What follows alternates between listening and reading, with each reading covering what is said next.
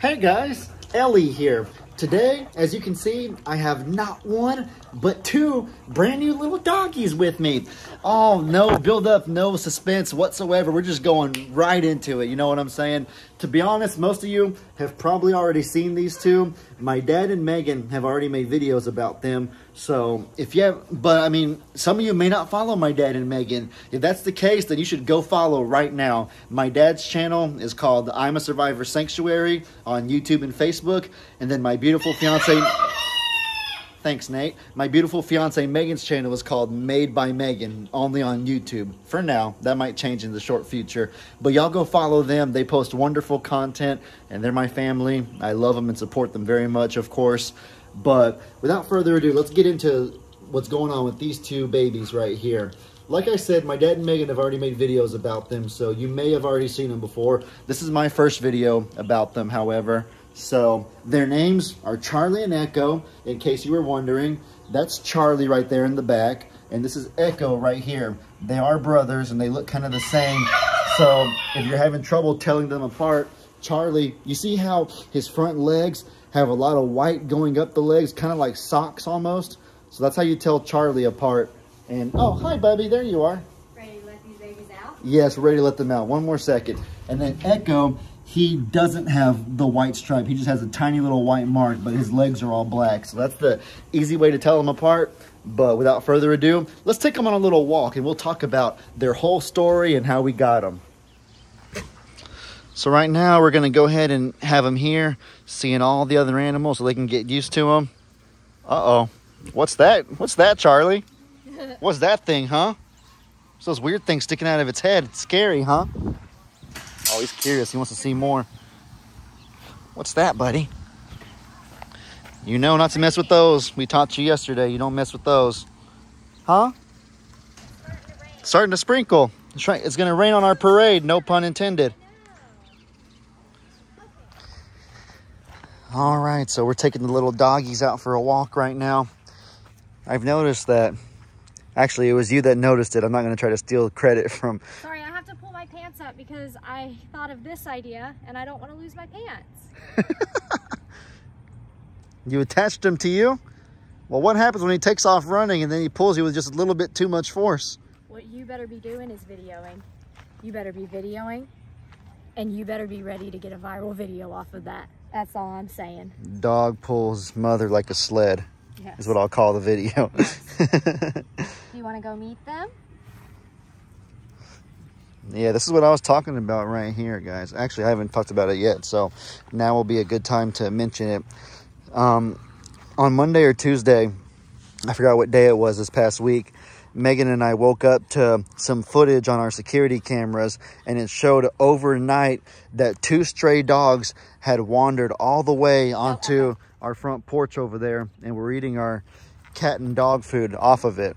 And I don't gotta tell you guys why that's a humongous problem, why that's like a disaster waiting to happen, because it is really sad, don't get me wrong, but stray dogs, they'll get hungry, and if they get hungry, they will easily try to go after a duck or a chicken, a turkey, something like that, just to get food.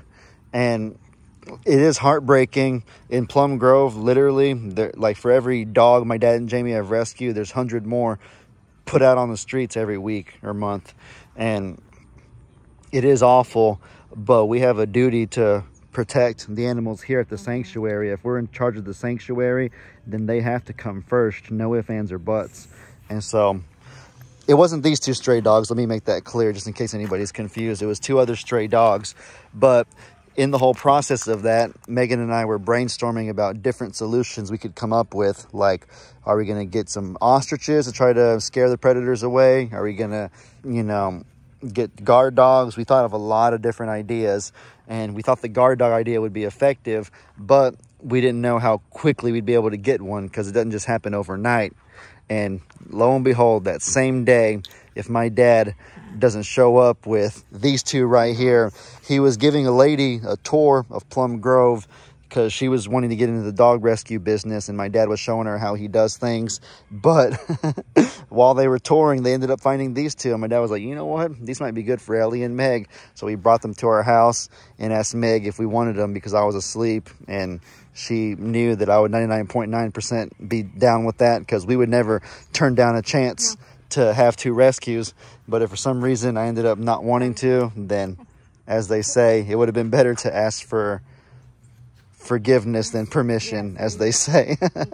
No, but we were so happy about getting them, and it was like one of God's answered prayers. You know how they say God works in mysterious ways? Like, literally earlier that morning, we're sitting there talking about how are we going to take care of this predator problem, and the next thing you know, we end up with 2 dogs that might very well be the solution. Here's the thing, it's not even that. I was literally the whole day, sorry, I'm not picking my nose, I'm sweating, very humid.